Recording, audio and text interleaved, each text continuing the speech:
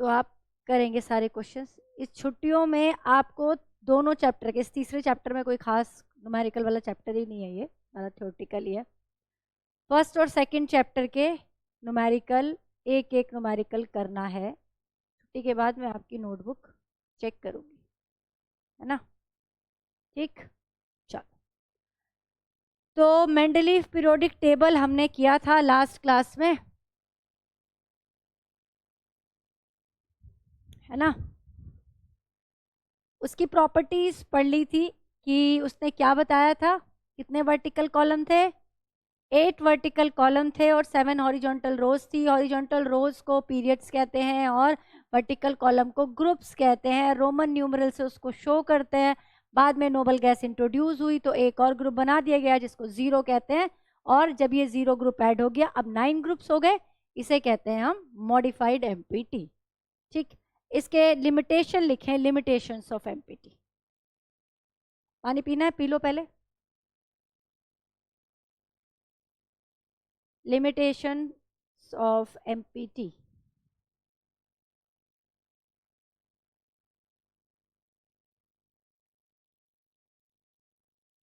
अब पहली प्रॉब्लम कहां पे आई? पहली प्रॉब्लम आई आइसोटोप्स के केस में। तो आइसोटोप्स क्या होते हैं? क्या होते हैं आइसोटोप्स?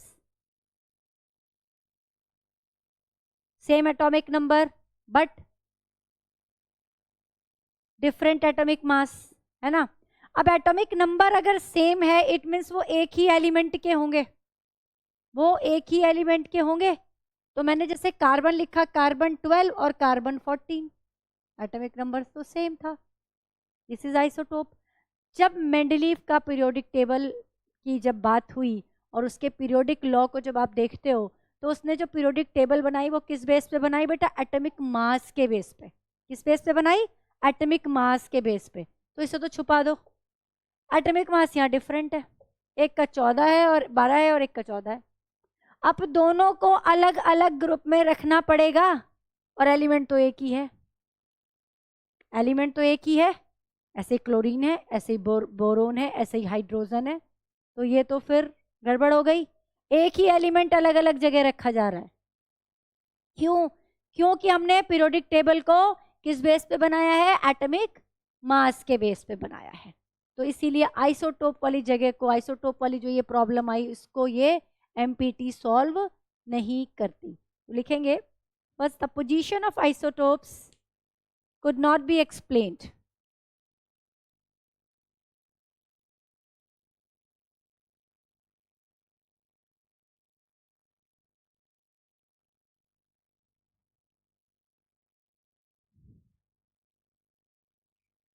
अब अगर कार्बन है या क्लोरीन है, अब उसके दोनों आइसोटोप है, हमारे साथ क्या प्रॉब्लम है? ना तो इनको हम एक साथ रख सकते, अलग अलग एटॉमिक नंबर है, ना हम इनको अलग अलग रख सकते क्योंकि एक ही एलिमेंट है।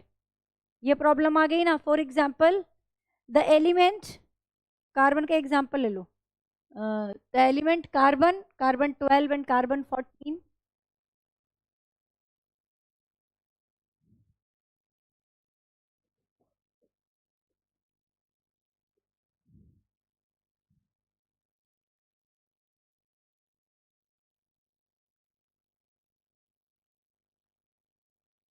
place of these two, place of these two isotopes of carbon in the same group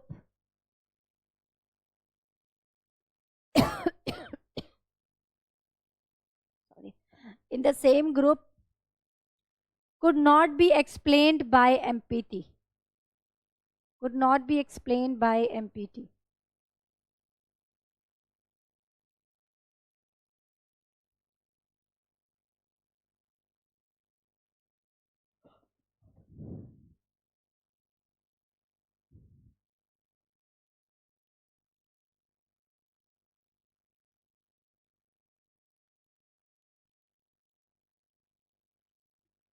कुछ एलिमेंट के केस में क्या था कि एटॉमिक नंबर कम था, वो बाद में आ रहा है, और जिसका ज्यादा है वो पहले आ रहा है, प्रॉपर्टीज के बेस पे जब रखा गया, है ना? तो फिर ये भी एक प्रॉब्लम क्रिएट हुई। कि भाई हमने तो इंक्रीजिंग ऑर्डर में रखा था, लेकिन ये तो इंक्रीजिंग ऑर्डर में बन ही नहीं रहे, जैसे कोबाल्ट और निकल के केस में, राइट। तो लिखेंगे wrong order of atomic masses, wrong order of atomic masses of some elements could not be explained.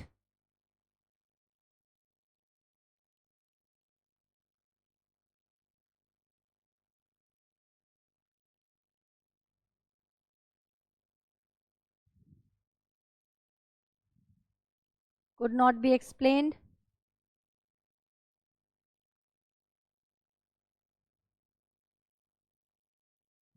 Example, the element cobalt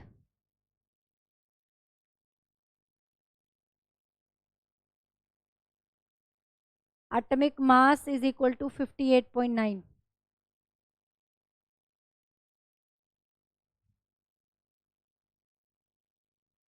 Comes first, and nickel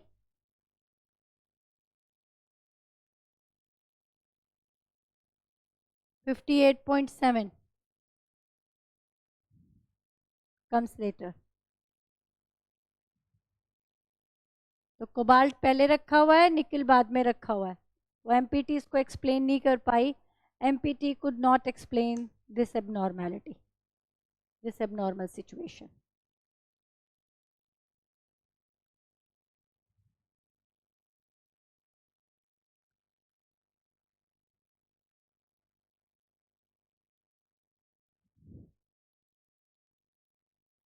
और थर्ड एक बहुत बड़ी प्रॉब्लम जो अभी भी चल रही है, जो कि है हाइड्रोजन की। हाइड्रोजन का जो प्लेस है वो भी अभी तक डिफाइन नहीं हुआ, वो एमपीटी के टाइम में भी डिफाइन नहीं हुआ था। देखिए, position of hydrogen could not be correctly assigned.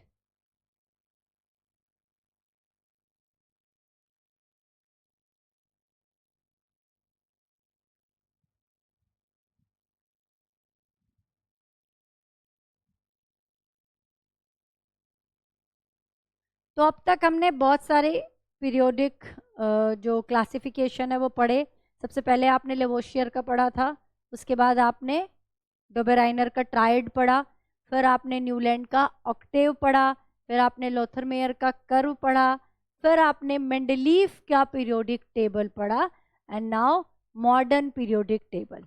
ठीक है, पहले लिखेंगे मॉडर्न पीरियोडिक लॉ।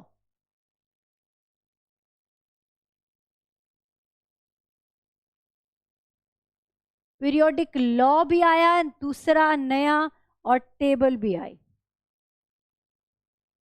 किसने दिया था ये मॉडर्न पीरियोडिक लॉ? मोजले ने दिया था। किसने दिया था? मोजले ने।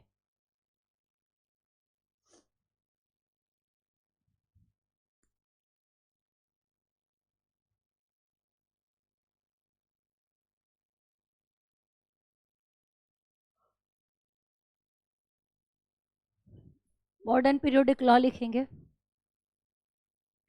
The physical and chemical properties the physical and chemical properties of the elements are periodic function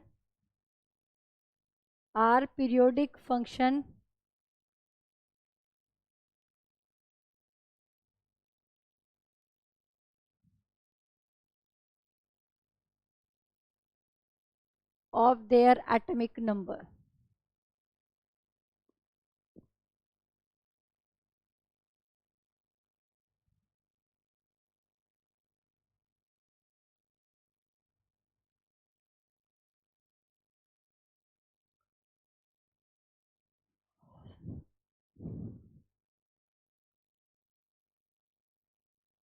ठीक है, अब कहानी बदल गई। अब तक जितने भी आपने पीरियोडिक क्लासिफिकेशन पढ़े थे वो according to periodic atomic mass पढ़े थे। अब पहली बार हम किसकी बात कर रहे हैं? एटॉमिक नंबर की बात कर रहे हैं। और जब हम एटॉमिक नंबर की बात कर रहे हैं तो जो हमारी पहली प्रॉब्लम आई थी, याद हो, मेंडलीफ में आइसोटोप वाली प्रॉब्लम आई थी, अब वो नहीं आएगी। अरे एटॉमिक नंबर तो सेम है, एलिमेंट तो सेम है, तो क्या रखना है आइसोटोप को? वो तो एक एलिमेंट ही रखा जाएगा, कार्बन। अब कार्बन प्रेजेंट है एनवायरनमेंट में 2 से 3 फॉर्म में, कोई बात नहीं, लेकिन पीरियोडिक टेबल में हमने उसको कहाँ रखा है, कहाँ रखा है, 14 ग्रुप में रखा है। ठीक है, क्लियर? ठीक है, कैरेक्टरिस्टिक लिखेंगे मॉडर्न पीरियोडिक टेबल के।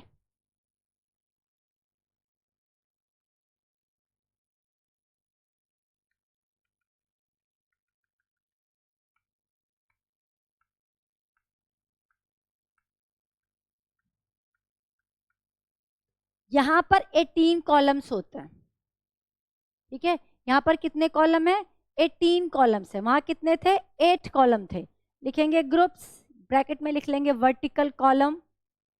ग्रुप कौन कौन से हैं, फर्स्ट ए, सेकेंड ए, है ना, फर्स्ट ए, सेकेंड ए, फिर उसके बाद ऐसे third A, fourth A, fifth A, ऐसे चलता जाएगा, फिर eighth,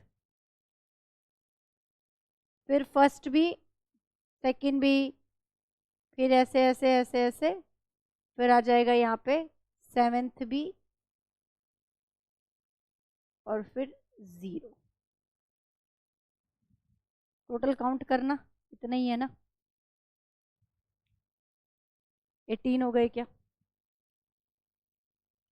first B, second B, third B, fourth B, fifth, six, seventh, उसके बाद एट्थ। एट्थ को हमने ए और बी में नहीं डिवाइड किया, ठीक है, फिर first B, second B, third B, fourth B, fifth B, six, seventh, eighth, seventh B और 0। तो these are 18 vertical column roman numeral. IUPAC ने क्या किया, फिर इसको रिप्लेस कर दिया इस नोटेशन को। ये जो first, second, third, fourth, fifth था, अब ये हटा दिया। अब आपको क्या करना है, 1 2 3 याद करना है। क्या याद करना है, 1 2 3 करना है। और इसने 1 to 18 में इस वर्टिकल कॉलम्स को डिवाइड कर दिया। तो अब हमारे पास कितने ग्रुप्स हैं, 1 से 18 तक ग्रुप है, इंक्लूडिंग 0 ग्रुप। ठीक है, लिखो आगे लाइन। IUPAC रिप्लेस्ड, आप हेडिंग लगाओ characteristics of modern periodic table. Characteristics of modern periodic table.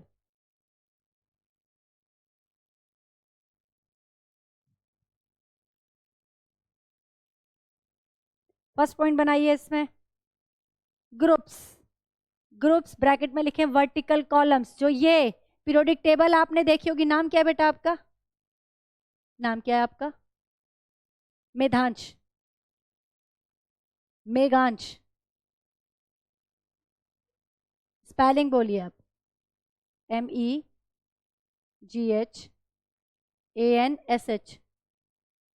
Meghansh. Okay,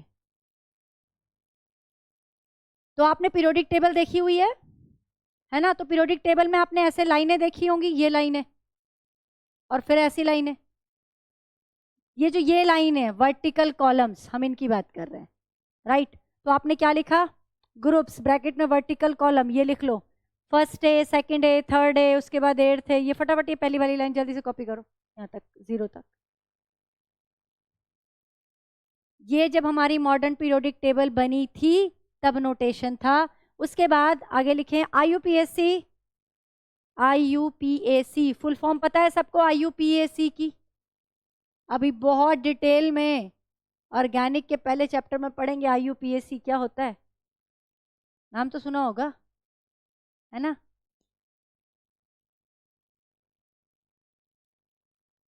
international union of pure and applied chemistry, yes, this is IUPAC। IUPAC भी बोलते हैं बहुत सारे लोग, IUPAC, IUPAC भी बोल सकते हैं, ठीक है। तो IUPAC ने क्या क्या रिप्लेस कर दिया, लिखे IUPAC replace these notation. IUPAC replaced these notation by numbering groups from 1 to 18.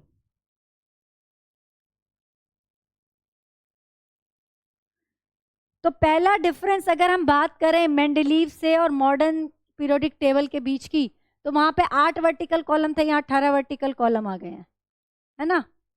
लेकिन हॉरिजॉन्टल रोज सेम रहेंगी। तो सेकंड लिखें पीरियड्स, सेकंड लिखेंगे पीरियड्स।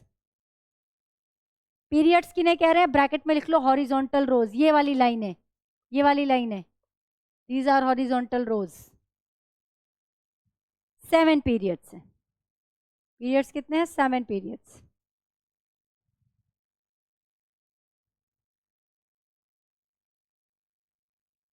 ये जो पीरियड्स होते हैं इनको हम एन से शो करते हैं, स्मॉल एन से, और स्मॉल एन अभी पीछे पड़ा है, क्या होता है?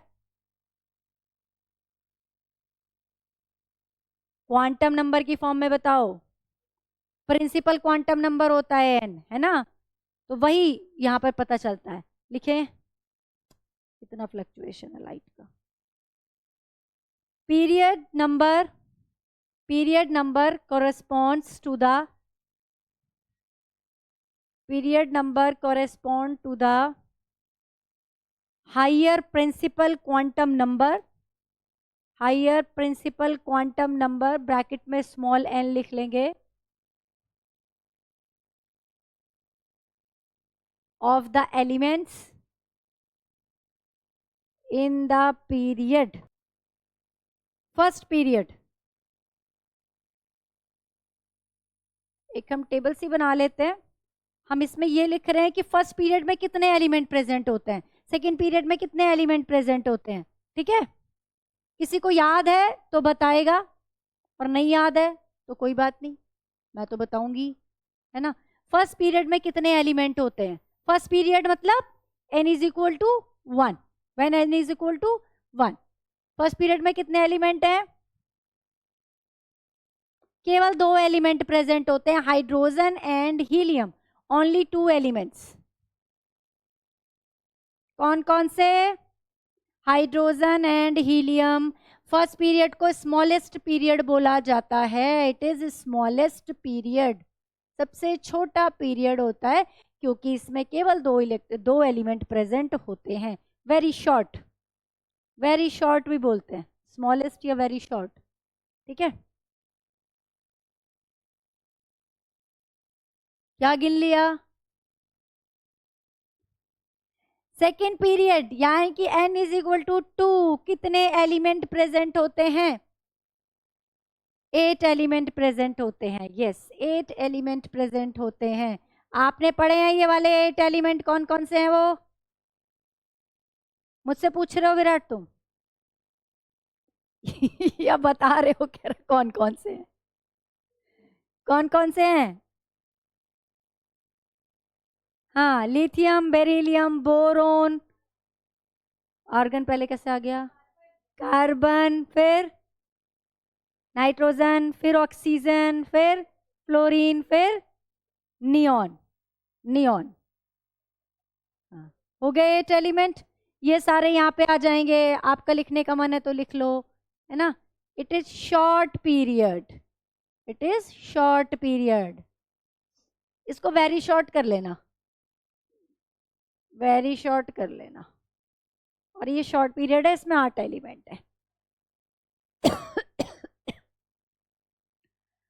थर्ड पीरियड में भी 8 ही एलिमेंट होते हैं। When n is equal to 3, third period 8 element present होते हैं। कहां से शुरू होते हैं? सोडियम से शुरू होते हैं, इसको लिथियम 2 यहाँ पे नियॉन कर लेती हूँ, सोडियम 2 आर्गन कर देते हैं। ठीक है, 11 12 13 14 15 16 17 18, 11 से शुरू हुआ, 18 पे खत्म हुआ, 8 हो गए ना? ये 11 है, ये 18 है। ये क्या था? लिथियम में कितने होते हैं? 3, और नियॉन में 10। तो ये भी शॉर्ट पीरियड है।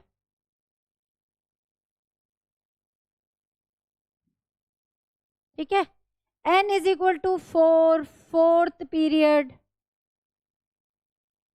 इसमें सीधे अब 18 एलिमेंट हो गए बेटा, 18 एलिमेंट प्रेजेंट हैं, इसमें 18 एलिमेंट प्रेजेंट हैं।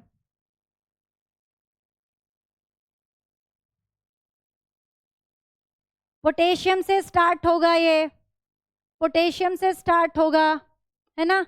इधर पोटेशियम है, उसके बाद सेकेंड ग्रुप का एलिमेंट कौन आएगा? Beryllium, magnesium, calcium. तो पोटेशियम आया, कैल्शियम आया, उसके बाद यहां आएगी 3D सीरीज।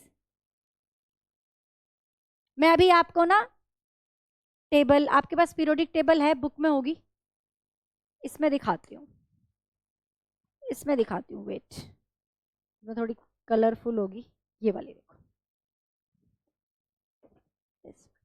विराट आपको दिख रही है ना? ये दिख रहे हैं दो पीरियड, सॉरी दो ग्रुप दिख रहे हैं। पहला पीरियड देखो, हाइड्रोजन और हीलियम, केवल दो एलिमेंट हो गए, हाइड्रोजन और हीलियम, आपको दिखाई दे रहा है? हाँ, उसके बाद सेकंड दिख रहा है lithium, beryllium, boron, carbon, nitrogen, oxygen, fluorine, neon, 8 element हो गए। फिर N इज इक्वल टू 3 दिखाई दे रहा है, sodium, magnesium, aluminium, silicon, phosphorus, sulphur, chlorine और आर्गन, ओके 8। अब N इज इक्वल टू क्या आ गया? 4। तो पोटेशियम, कैल्शियम, उसके बीच में ये डब्बा दिख रहा है, ये ग्रीन वाले सारे, these R D block elements, these R D block elements. इनको भी डिटेल में पढ़ेंगे, इनके बारे में पढ़ेंगे, इनकी प्रॉपर्टीज पढ़ेंगे। D block, D and F block का चैप्टर पूरा क्लास 12th में है यहाँ पे, लेकिन उसकी प्रॉपर्टी पढ़ेंगे हम, ठीक है? याद होगा इसमें हमने क्रोमियम पढ़ा था एक्सेप्शन, कॉपर पढ़ा था एक्सेप्शन, है ना? ये 4 सीरीज होती है, 1 सीरीज, 2, 3, 4, ये 4 सीरीज होती है। कितने एलिमेंट होते हैं? ये 14 एलिमेंट होते हैं। तो 8 तो ये थे, नहीं सॉरी 10 होते हैं, sorry I am so sorry, ये 10 एलिमेंट होते हैं, 8 तो ये थे और 10 ये 3D के एलिमेंट, कितने हो गए टोटल? 18 एलिमेंट हो गए। अब यहां भी 18 है, यहां भी 18 है, लेकिन यहां पे इस जगह पे 32 एलिमेंट्स आएंगे, इस जगह पे 32 एलिमेंट्स आएंगे, ठीक है? कैसे? यहां दिख रहा है आपको लेंथेनम और ल्यूटीशियम, 2 लिखे हुए, इसके बीच में ना 14 एलिमेंट्स हैं, वो ये रखे हैं यहाँ पे। इस जगह पे नहीं आ सकते थे, तो हमने इस जगह पे नहीं आ सकते, ये जो ये वाले, ये दिख रहा है लेंथेनम और ल्यूटीशियम, इसके बीच के 14 एलिमेंट्स ये रखे हुए हैं नीचे। तो 18 चल रहे थे यहाँ पे, 18 चल रहे थे, लेकिन यहाँ पे क्या आ जाएंगे? 18 प्लस दीज 14, 32, गॉट इट? इसी तरह इससे नीचे वाले में भी ये एक्टिनियम और लॉरेंशियम दिख रहा है, इसके बीच के 14 यहाँ पे। धीरे धीरे आपको ये टेबल समझ में आने लगेगी, है ना? अभी तो शुरुआत है।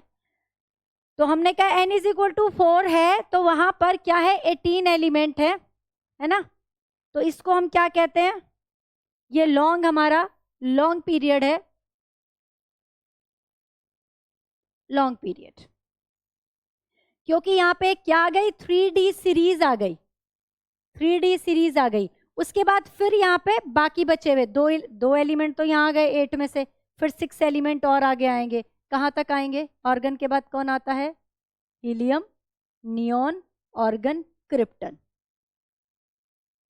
क्रिप्टन तक, ठीक है? 36 क्रिप्टन। यहां तक समझ आ गया? n इज इक्वल टू 5, ये जो बता रही हूं ये जाके घर जाके कॉपी खोलनी है, साथ में पीरियोडिक टेबल खोलनी है, तब चीजों को समझना है ना? एक बार समझ लोगे पीरियोडिक टेबल, इसी क्लास में बहुत अच्छे से समझ लोगे, याद कर लोगे, तो आगे प्रॉब्लम ना सॉल्व हो जाएगी जल्दी आपकी। अब यहाँ पे क्या करेंगे? 5th पीरियड ले रहे हैं हम। 5th पीरियड में भी 18 एलिमेंट्स होते हैं, ठीक है? यहाँ पे 4D सीरीज आ जाती है, और ये किससे शुरू होता है? लिथियम आ गया, सोडियम आ गया, पोटेशियम आ गया, रुबेडियम, और ये आपका बेरिलियम, मैग्नीशियम, कैल्शियम, स्ट्रोंशियम। ये 4D सीरीज स्टार्ट हो जाएगी, यहाँ पे क्रिप्टन, जेनोन आएगा लास्ट में, ठीक है?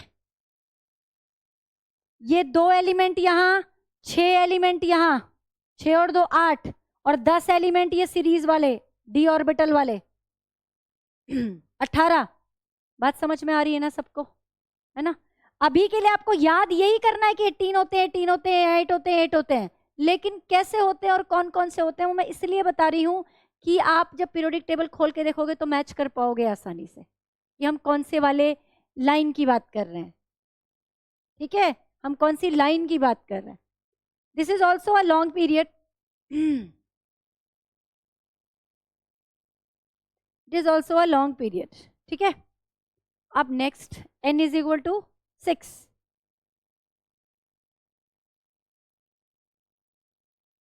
इसमें 32 एलिमेंट होते हैं। अभी मैंने क्या बताया था कि ये तो है ही 10, ये 8, ये साथ में +14 कौन से लेंथेनाइट्स, या जिनको कहते हैं इनर ट्रांजिशन एलिमेंट्स, राइट। तो मैं यहाँ पे ऐसे लिख रही हूं, 8 पहले थे, 10 डी के आए, +14 यहां पर क्या है, लेंथेनाइट्स आए। टोटल हो गए 32 elements. It is very long period. और पहले टाइम में जो n इज इक्वल टू 7 होता है ना, इसको इनकम्प्लीट कहा जाता था। क्यों कहा जाता था? क्यों? तब तक सारे एलिमेंट डिस्कवर नहीं हुए थे। अब तो डिस्कवर हो गए 118 तक, है ना। तो अब इसको इनकम्प्लीट नहीं कहते हैं। यहां भी 32 एलिमेंट आएंगे, ये सब सेम रहेगा, वेरी लॉन्ग पीरियड इसको कहते हैं। This is all about your periodic table.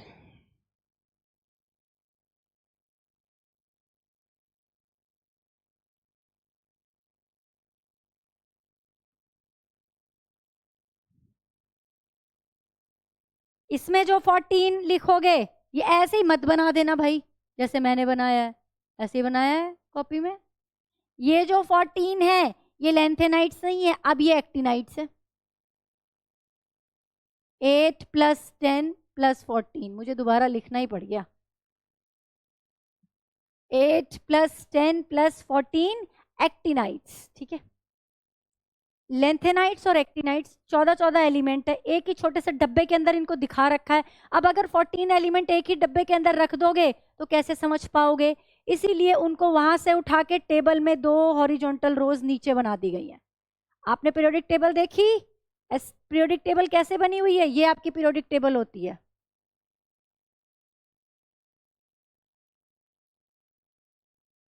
This is your periodic table, right.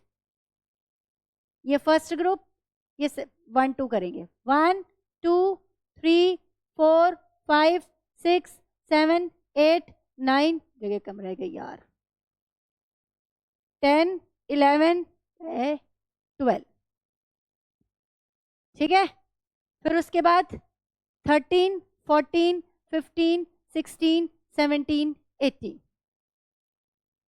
ठीक। ये ऐसे 2 टावर आएंगे, फिर ये नीचे वाले टावर हैं, फिर ये इक्वल डिस्टेंस के टावर हैं, ठीक है। और 2 ये नीचे लाइनें बनाई है हॉरिजॉन्टल रोज, जिनको हम कहते हैं, एक को लेंथेनाइड और एक को एक्टिनाइड। इसमें 14 एलिमेंट्स हैं। क्या ये बात समझ में आ गई? मैं कल की क्लास में, आज क्या टाइम हो गया है, हाँ अभी तो 5:58 हो गए हैं। कल की क्लास में आपको यहाँ पर पूरी पीरियोडिक टेबल बनवाऊंगी। पूरी पीरियोडिक टेबल का कहने का मतलब है हम सिर्फ इसको छोड़ेंगे, इसको छोड़ेंगे, ये बनाएंगे और ये बनाएंगे। ये आपको और ये आपको। अच्छा, कल ये सोच रहे हो कि कल तो टेस्ट है, कोई बात नहीं, टेस्ट से अगले दिन, टेस्ट कल नहीं होगा तो परसों हो जाएगा। कल ही देना चाह रहे हो? मन कर रहा है कल ही देने का? परसों कर लेंगे टेस्ट, ठीक है। कल इसी को कर लेंगे कंप्लीट, क्योंकि फिर अभी एक वो फ्लो में चल रहा होता है ना चीज़ें, तो फिर बीच में छूट जाती हैं। खुश हो गई। तो मैं ये कह रही थी कि इस वाली चीज़ को हम छोड़कर इसको और इसको तो अभी साथ साथ लर्न करेंगे। इसकी जो सीरीज होंगी वो आपको अलग से याद करनी है, क्योंकि ये वाला पोर्शन ये हम 11th में पढ़ते हैं, 11th में पढ़ते हैं, ये हम 12th में पढ़ते हैं, ये हम 12th में पढ़ते हैं, ये दोनों।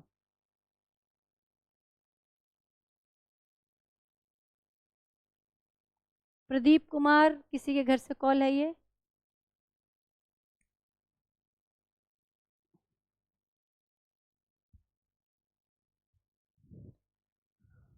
समझ आ गई ये चीज़, है ना, क्लियर है?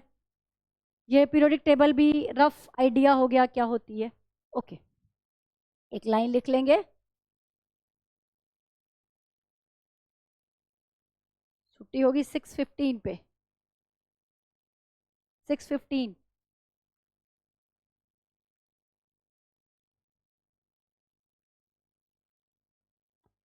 लिखेंगे बेटा 14 एलिमेंट्स ऑफ, देखो मैंने क्या बताया, दोनों में क्या होते हैं, 14 एलिमेंट्स होते हैं ना, दोनों के 14 एलिमेंट को कहाँ रखा, नीचे रखा गया। 14 elements of both sixth and seventh periods लिखे, 14 elements of both sixth and seventh periods. और क्या कह रहे हैं, सिक्स्थ और सेवेंथ पीरियड को ब्रैकेट में उनके नाम भी लिखो, क्या कह रहे हैं उनको, lanthanides and actinides, lanthanides and actinides respectively. बोलो, लिखना है मुझे बोर्ड पे लेंथेनाइड्स या लिख लोगे, नाम क्या?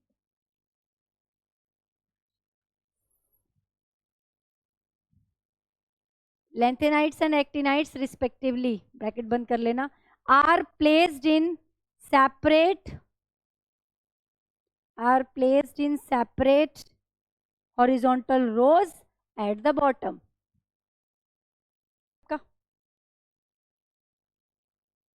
एल्यूमिनियम का अगर मुझे कॉन्फ़िगरेशन लिखना हो, एल्यूमिनियम का कॉन्फ़िगरेशन लिखना हो तो क्या होगा बताइए, एल्यूमिनियम का कॉन्फ़िगरेशन क्या होता है, एल्यूमिनियम का एटॉमिक नंबर पता है बेटा आपको क्या होता है, नहीं बेटा,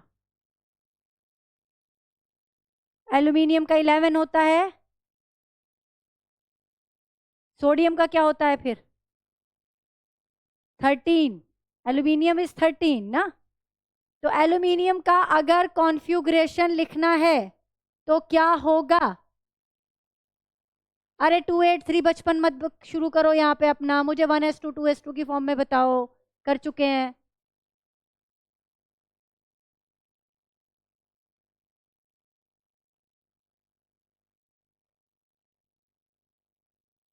क्यों नहीं बोला आपने, कर चुके हो ना, तो आवाज भी आनी चाहिए। ये लिखा है आपने, ठीक है। ये जो, अगर मैं शेल की बात करूं तो यहाँ पर 3 शेल है ना, एक शेल ये है, एक शेल ये है, एक शेल ये है, कैसे पता चला, 1 2 3 नंबर पड़ा हुआ है, n इज इक्वल टू 1 है, ये चीज क्या है, ये n बता रही है ना हमें, ये हमें n की वैल्यू बता रही है, तो इसका मतलब 1 है 2 है 3 है, यानी कि k है l है m है, हमें ये पता चल रहा है। तो जो बाहर वाला शेल होता है उसको हम क्या कहते हैं, आउटर मोस्ट शेल कहते हैं, और क्या नाम होता है उसका, वैलेंस शेल कहते हैं, इसका नाम है वैलेंस शेल। तो जो पूरी कहानी है, जो पूरी बॉन्डिंग है, केमिकल बॉन्डिंग है, वो सारी की सारी किस चीज पर डिपेंड करती है, सिर्फ और सिर्फ इस वैलेंस शेल पर डिपेंड करती है। यही रिस्पॉन्सिबल है किसी भी इलेक्ट्रॉन के निकलने के, लेने के, शेयरिंग करने के, ये बताएगा। क्यों, क्योंकि अंदर का तो सब फुल्ली फिल्ड है, इसमें 6 आ सकते थे, 6 के 6 भरे हुए हैं, 2 आ सकते थे, 2 के 2 भरे हुए हैं, 2 आ सकते थे, 2 के 2 भरे हुए हैं। तो बाहर वाले शेल को हम क्या कहते हैं, वैलेंस शेल कहते हैं, या आउटर मोस्ट शेल कहते हैं, आउटर मोस्ट शेल कहते हैं। तो इसको क्या कहेंगे, इसको क्या कहेंगे, इसको हम इनर शेल कहेंगे। और एक इसका और नाम होता है पेनल्टीमेट शेल, स्पेलिंग तो मैं भी चेक कर लूं इसकी, पेनल्टीमेट शेल, इसको पेनल्टीमेट शेल भी कहते हैं, ठीक है।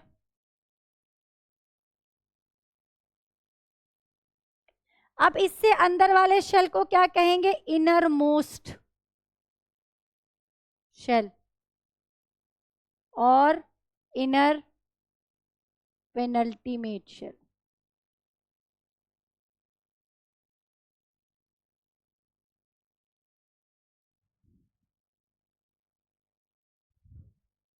इनर शेल जरूरत नहीं पड़ती है।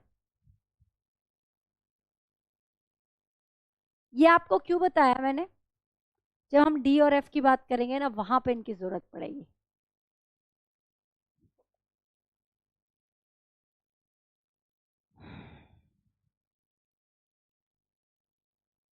अब स्कैंडियम का नाम सुना होगा, अभी मैंने बोला भी था स्कैंडियम।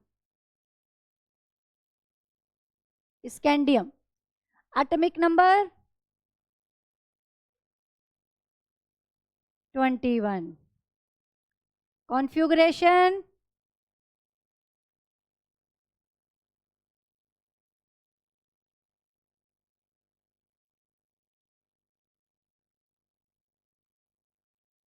थ्री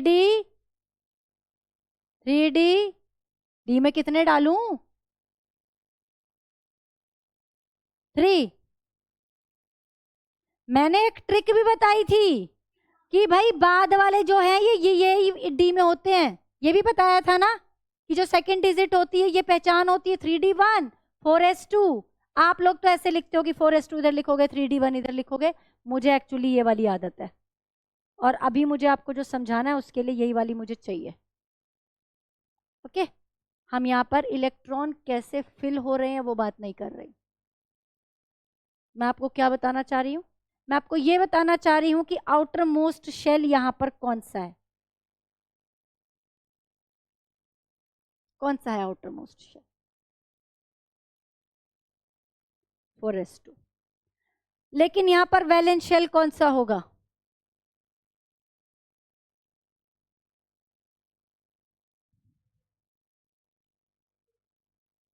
ये दोनों वैलेंस शेल में जाएंगे।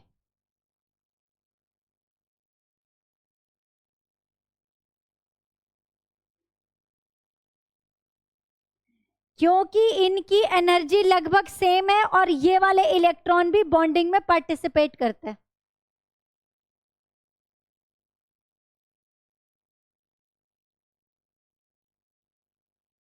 समझ में आ रही है ये बात? भाई बॉन्डिंग में वो पार्टिसिपेट करता है जो कि सेटिस्फाई नहीं होता पूरी तरीके से, जिसके पास खाली जगह होगी। बॉन्डिंग का क्या मतलब है? किसी से इलेक्ट्रॉन लेना देना, शेयरिंग करना। अब शेयर करोगे, आप किसी के घर से चेयर मांग के लाओगे तो तुम्हारे घर में जगह भी तो होनी चाहिए उस चेयर को रखने की।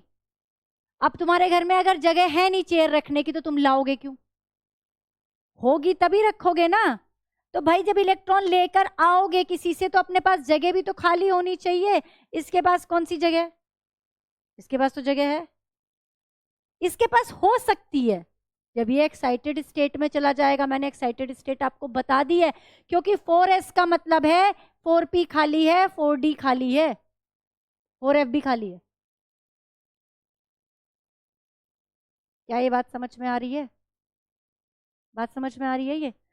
तो क्या बात हुई यहाँ पे कि ये 3d और 4s due to comparable energy, comparable energy का मतलब होता है लगभग same energy, both are called valence shell.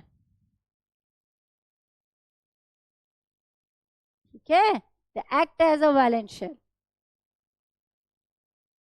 और ये हो गया आपका इनर, ये हो गया आपका पेनल्टीमेट कह लो या फिर, और ये हो गया आपका इनर मोस्ट। बात समझ में आ गई?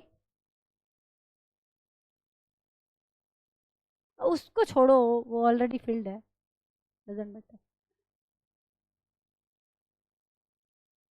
तो इसको इनर इनर मोस्ट कह देंगे बेटा।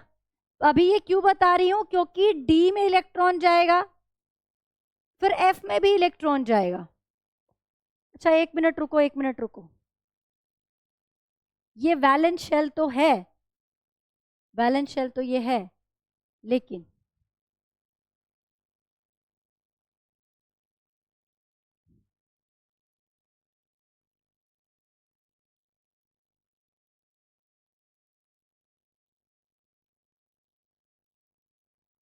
ये वैलेंसी में तो पार्टिसिपेट करेगा, है ना?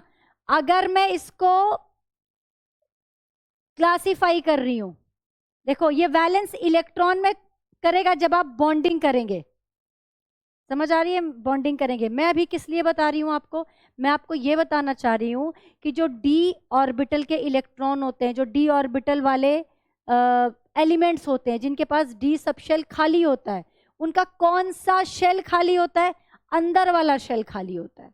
क्या ये बात समझ में आ रही है?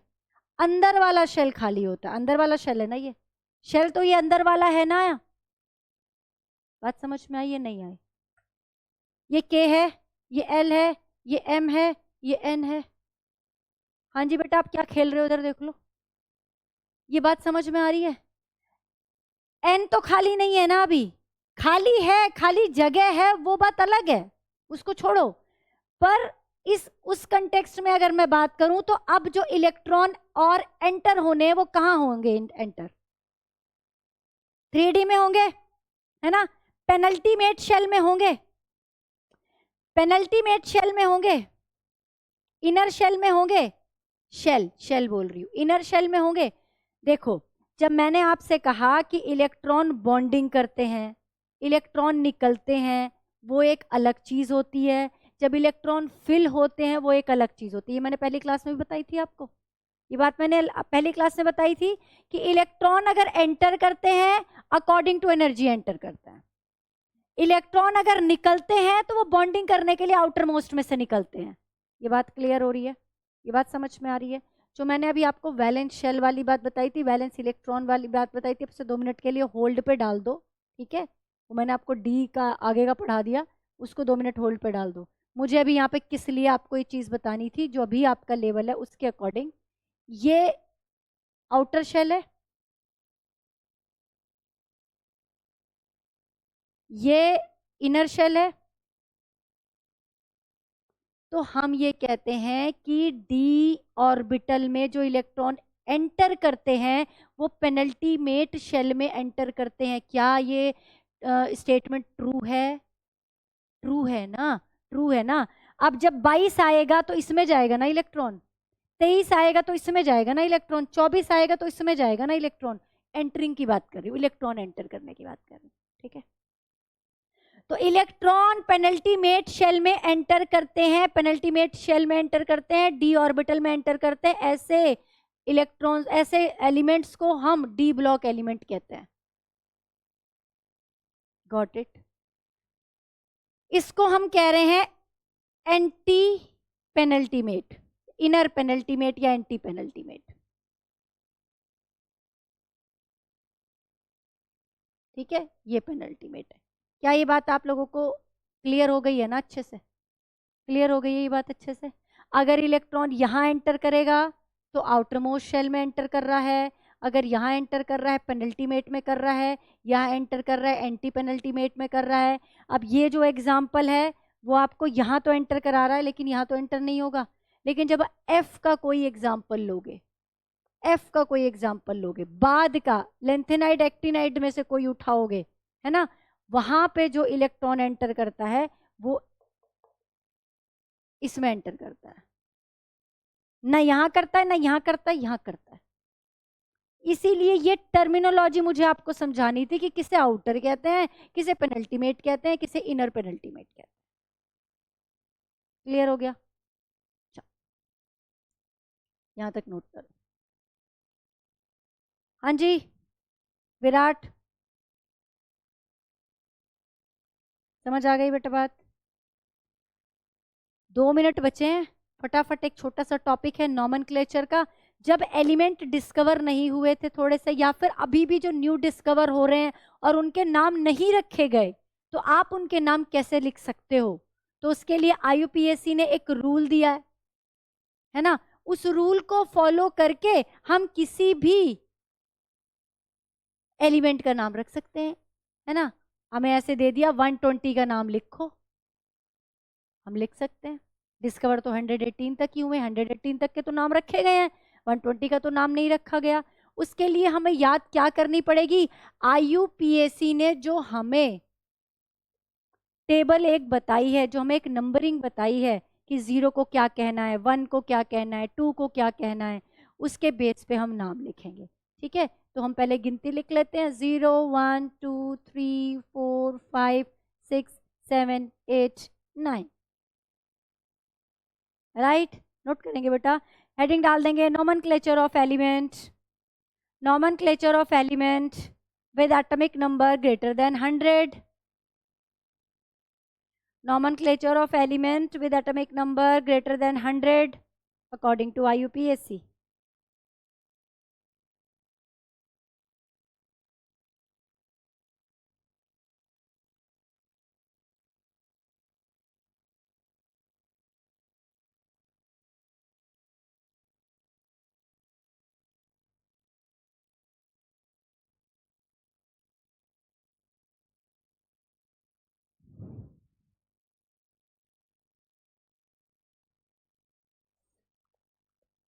इन।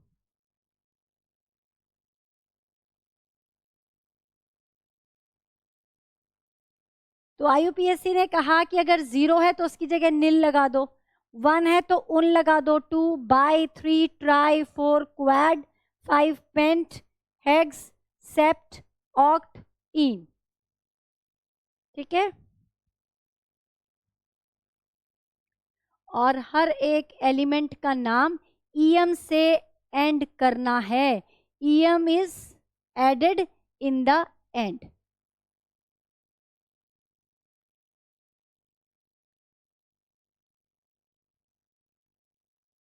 EM is added in the and.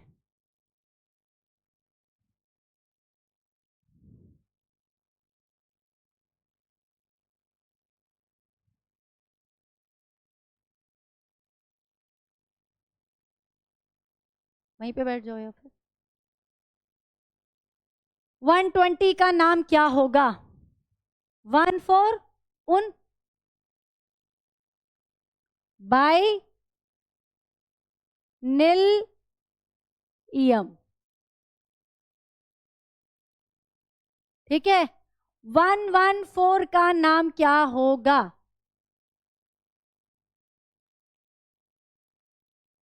उन क्वाडियम, है ना। इसको शो भी कैसे करेंगे? You you Q. ये आपने इसको नाम भी दे दिया, है ना, रिप्रेजेंटेशन कर दिया, UBN।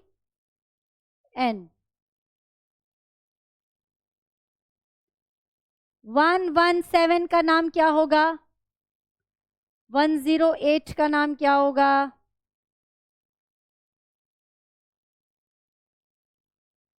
222 का नाम क्या होगा? 420 का नाम लिखो। 420 का नाम क्या होगा?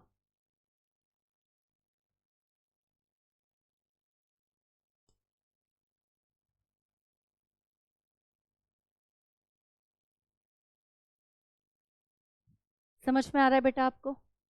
इसका नाम बताइए, 117 का नाम क्या होगा?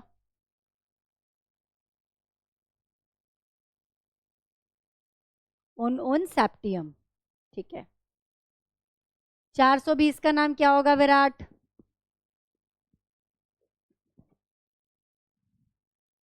हाँ, क्वाड बाय निल ईएम, है ना। अब किसी को चोर कहना हो तो आप ये भी कह सकते हो, उसको समझ में भी नहीं आएगा।